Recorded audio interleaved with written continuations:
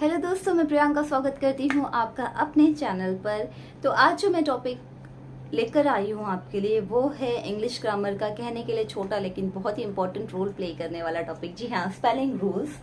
Spelling rules सभी competitive exam में 2-3 marks का आता ही आता है और सभी बोर्ड स्टूडेंट्स के लिए भी बहुत ज्यादा इम्पोर्टेंट है। हर किसी के लिए इम्पोर्टेंट है, बोर्ड स्टूडेंट्स के लिए इसलिए स्पेशली बोल रही हूँ क्योंकि आपका राइटिंग सेक्शन बहुत बड़ा पार्ट है और राइटिंग सेक्शन में एक्सप्रेशन के मार्क्स जो कि इनकरेक्ट राइटिंग भी, इनकरेक्ट स्पेलिंग्स भी उसमें इन्वॉल्व होंगी, गलत तरीके के सेंटेंस फॉर्मेशन, हर तरह का जो ग्रामेटिकल एरर होता है वो तो इन्वॉल्व होता है, इसलिए एक्सप्रेशन के अंदर वो मार्क्स भी कटते हैं। तो ध्यान से पढ़िएगा, ध्यान से समझिएगा, कोई स्पेलिंग मिस्टेक नहीं करना है, ठीक है। स्पेलिंग रूल्स, इसके टाइटल में तो समझाने जैसा कुछ नहीं है, पता ही चल रहा है कि स्पेलिंग को बनाने के नियम क्या क्या है। तो चलिए आइए पढ़ते हैं एक करके। क्या कह रहा है कि ऐसा सिलेबल, सिलेबल क्या होता है? देखिए, सिलेबल एक ऐसा वर्ड और एक वर्ड का एक ऐसा हिस्सा, ठीक है, जिसमें सिर्फ एक वॉवल साउंड करता है, ठीक है, जिसमें सिर्फ एक वॉवल इन्वॉल्व होता है। तो उसमें क्या है? ऐसे सिलेबल जिसके अंत में single wall plus single consonant आए। एक ऐसा सिलेबल मतलब एक ऐसा छोटा सा शब्द जिसके लास्ट में क्या है? सिंगल वॉल और सिंगल कॉन्सोनेंट आए और उसमें वॉवल से शुरू होने वाले सफिक्स को जोड़ना हो। उसमें जो सफिक्स जुड़ेगा वो वॉवल से शुरू होगा। तो क्या करते हैं हम? लास्ट कॉन्सोनेंट को, जो हमारा मेन वर्ड का लास्ट कॉन्सोनेंट है, उसको क्या करते हैं? डबल कर देते हैं। देखो स्पेलिंग से समझ में आएगा। SIT सेट, ये एक सिलेबल है, एक वॉल और एक कॉन्सोनेंट यूज हुआ है। कह रहा है ना सिंगल वॉल सिंगल कॉन्सोनेंट, तो single wall single consonant SIT set plus उसमें वॉवल से शुरू होने वाला सफिक्स। सफिक्स क्या होते हैं मैं बता चुकी हूँ पहले भी। सफिक्स क्या है? जो वर्ड के एंड में जोड़े जाते हैं। तो ING जोड़ना है। आई क्या है? कह रहे हैं ना सफिक्स से शुरू, सफिक्स से जोड़ना हो, उसमें वॉवल से शुरू होने वाला सफिक्स। तो वॉवल से शुरू हो रहा है। वॉवल कितने हैं? 5, AEIOU, ठीक है। नहीं पता तो आर्टिकल मैंने पढ़ाया है, उसमें बताया है वॉवल और कॉन्सोनेंट के बारे में, वो क्लास मेरी देख लीजिएगा। तो सेट प्लस ING मिलाकर के क्या कह रहे हैं? तो मेन वर्ड के लास्ट कॉन्सोनेंट, मेन वर्ड कौन सा है? सेट, लास्ट कॉन्सोनेंट मतलब टी को डबल कर देते हैं, ठीक है। तो SITTING, सिटिंग, ठीक है। इसी तरीके से बेग, AR जोड़ना है तो बन जाएगा बेगर, BEGGAR, बेगर, ठीक है। समझ आया?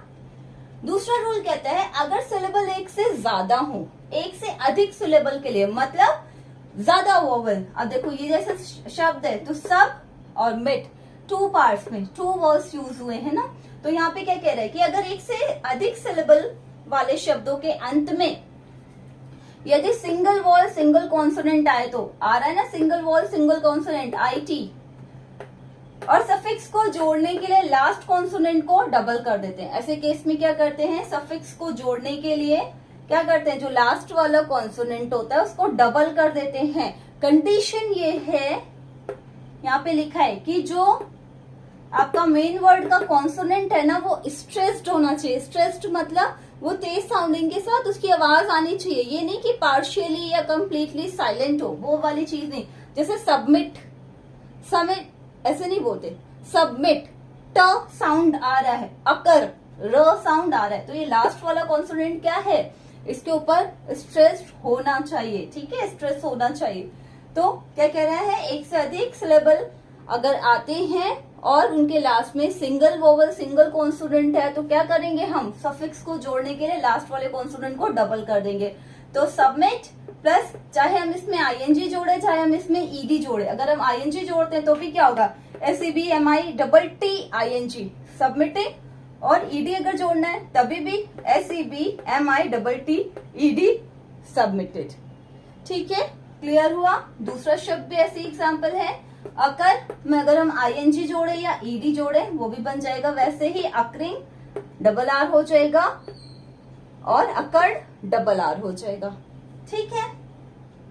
नेक्स्ट रूल कहता है कि अगर मेन वर्ड के लास्ट कॉन्सोनेंट में L हो, ठीक है, मेन वर्ड के लास्ट कॉन्सोनेंट L हो तो सफिक्स जोड़ते समय L को डबल कर देते हैं, ठीक है, सिंपल।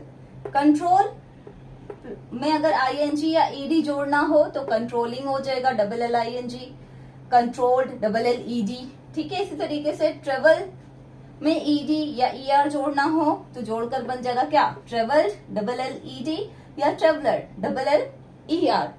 ठीक है, नेक्स्ट रूल कहते हैं जिन शब्दों में, ये आप नोट कर लीजिएगा, अपने पास में जरूर बहुत काम आने वाला है, ट्रस्ट मी।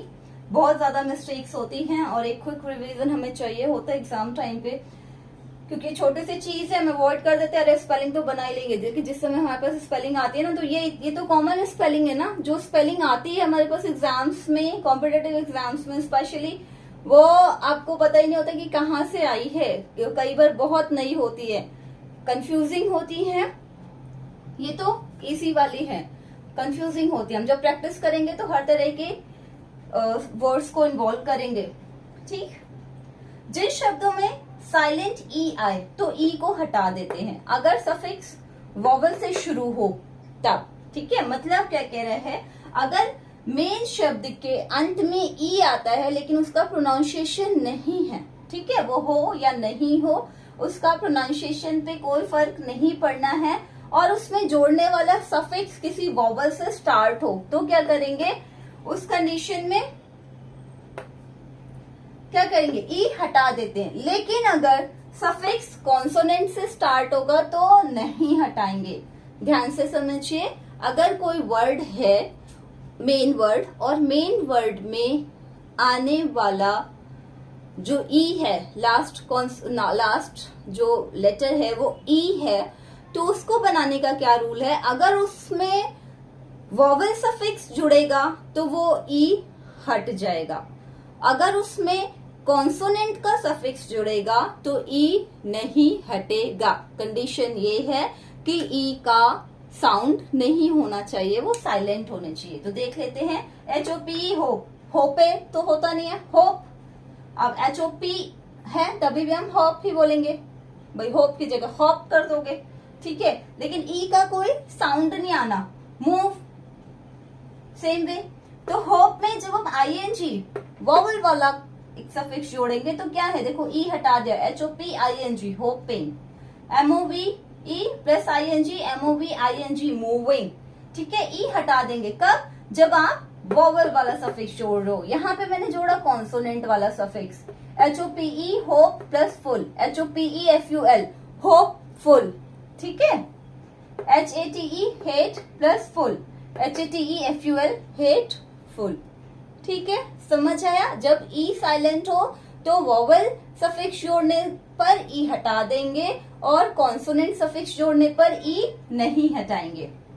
नेक्स्ट रूल कहता है, अगर शब्द CE या फिर GE लास्ट में आ रहा है, एक मेन वर्ड के लास्ट में क्या आ रहा है, CE या GE, तो क्या करेंगे, जैसे कॉलेज है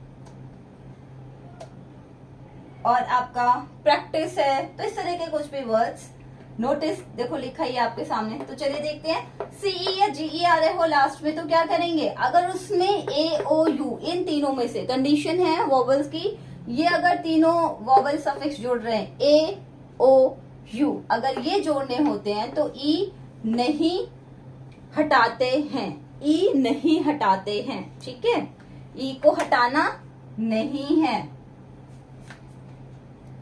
क्यों नहीं हटाना है, क्योंकि अगर आप ये जो CE और GE लिखा है ना, तो इसका प्रोनाउंसिएशन क्या है, ये अभी स है और ये ज है, लेकिन अगर ई हटा दोगे ना तो सा बन जाएगा क के लिए और जी बन जाएगा ग के लिए। ठीक है, तो इसलिए इनके प्रोनाउंसिएशन पे फर्क पड़ जाएगा, इसलिए नहीं हटाते हैं, ये ध्यान रखना। ठीक है जी, तो चलिए, नोटिस, NOTICE, नोटिस प्लस इसमें क्या जोड़ना था, एबल सफिक्स, जो कि ए से शुरू हो रहा है, तो हमने देखो नहीं हटाया ई, NOTICE ABLE, नोटिसेबल।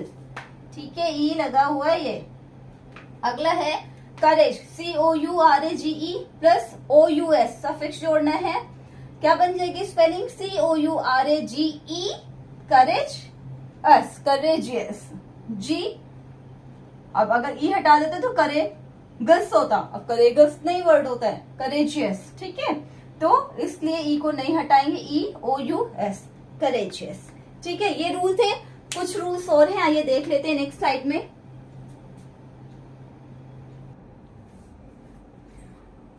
इसी तरीके से नेक्स्ट रूल देखिए, क्या कह रहे हैं, अगर मेन वर्ड के अंत में वाई आए और क्या हो, वाई से पहले कोई कॉन्सोनेंट हो, वाई से पहले कोई कॉन्सोनेंट है, तो सफिक्स बनाते समय वाई को हटाकर आई लगाते हैं। ठीक है, सफिक्स बनाते समय क्या करेंगे, वाई को हटाकर आई लगाएंगे अगर हमारा वाई से पहले कोई कॉन्सोनेंट है।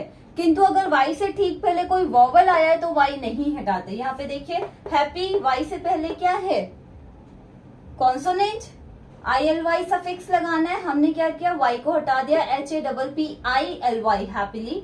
इसी तरीके से ब्यूटी, वाई से पहले कॉन्सोनेंट है, फुल बनाना था तो हमने क्या किया, वाई को हटा के ब्यूटीफुल, BEAUTIFUL, ब्यूटीफुल बना दिया। लेकिन यहाँ पर PRAY, प्रे, वाई से पहले क्या है, वॉल है, ED लगाना था, हमने प्रेड बना दिया।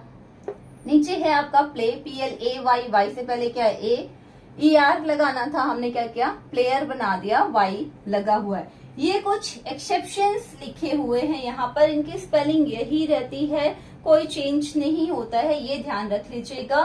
ठीक है, ब्यूटियस, पीचियस, बाउंटियस, प्लेनेचियस, शाइलाई, शाइनेस और ड्राइनेस। ठीक है, इनमें कोई भी चेंज नहीं होता, LY, NESS, NESS, EOUS, ये ऐसे ही बनते हैं। ठीक है, प्लैनेट, उसमें कुछ नहीं लगा था, कोई सफिक्स नहीं, ये बस दो वर्ड उठा करके ऐसे ही मर्ज कर दिए जाते हैं। तो ये एक्सेप्शन है, इनकी स्पेलिंग को ही ध्यान रखिएगा।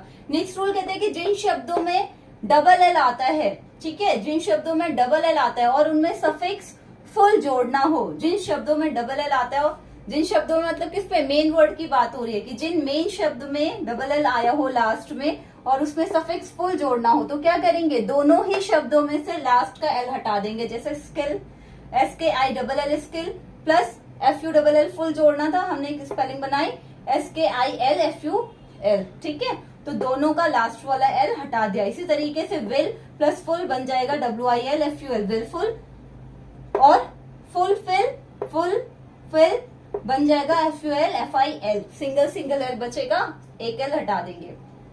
Next and most important, most confusing वाला, ये ध्यान रखना, जब IE और EI में से किसी एक को चुनना हो, मतलब ये वाले स्पेलिंग्स बनती है ना, जो या तो IE लगा होता है या EI लगा होता है, तो कैसे चूज करेंगे, कई बार ये स्पेलिंग आती है और इनमें कंफ्यूजन होता है। तो क्या कह रहे हैं कि जब इनका यूज करना हो तो C के बाद हमेशा IE ही आता है। कंडीशन ये है, ये जो दोनों ही है ना, इनका जो प्रोनाउंसिएशन होगा ये बड़ी ई का होगा, ये ध्यान रखना।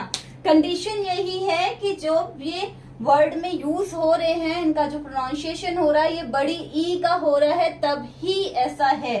तो अगर सी के साथ में आए हैं तो IE लगेगा हमेशा। ठीक है, हमेशा। यहाँ पे मैंने लिख भी दिया है, EI का मतलब जब सी के साथ में आएंगे तो क्या है, बड़ी ई साउंड करें तभी। तो सी के साथ आ रहे हैं और अगर बड़ी ई साउंड कर रहे हैं तभी होगा ऐसा।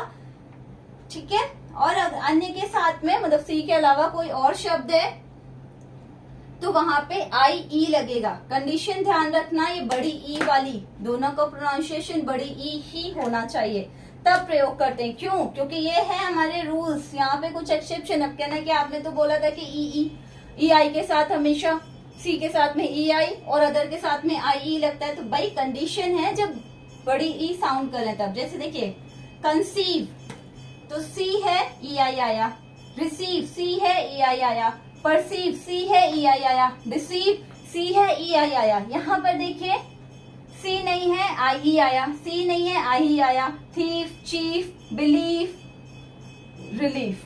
ठीक, एक्सेप्शन देखिए, सी है लेकिन फिर भी IE आया। क्यों? क्योंकि इसका प्रोनाउंसिएशन क्या है, सीएंट, एफिशिएंट, एफिशिएंट। तो बड़ी ई वाला साउंड नहीं है, एनसीएंट, सफिशिएंट। और यहाँ पे देखिए EI आया, क्यों? क्योंकि either, neither, either, neither, either, dear, height. तो क्या है, यहाँ पे बड़ी ई वाला साउंड नहीं है, इसके लिए ये आया। तो ये रूल बहुत ज्यादा खासम खा ध्यान रखिएगा कि गलती से भी गलती नहीं होनी चाहिए। इसको माइंड में सेट कर लीजिए। जितनी स्पेलिंग्स लिखी हैं एक्सेप्शन के अंदर में उनको एज इट इज अपने माइंड में सेट करिए कि ऐसा ही होता है। एग्जाम से पहले ये नोट जरूर कर लीजिएगा। एग्जाम से पहले एक शॉर्ट नोट आपके काम बहुत आने वाला है, क्योंकि इस पे बहुत ज्यादा गलतियां होती हैं। तो मंडे मिलते हैं नए टॉपिक के साथ में। कल का वेट रहेगा मुझे। अगर आपने मुझे जो हमारा संडे गया है पिछला, उस टेस्ट का आंसर दिया या किसी ने बोला कि हाँ आपने टेस्ट लिया था और उसका कोई आंसर नहीं बताया, तभी मैं वो रिप्लाई करूंगी। अदरवाइज मंडे मिलते हैं नए टॉपिक के साथ में। Take care, bye bye. Video पसंद आए तो लाइक करें, शेयर करें, सब्सक्राइब करें और नोटिफिकेशन जरूर ऑन करें। Bye bye.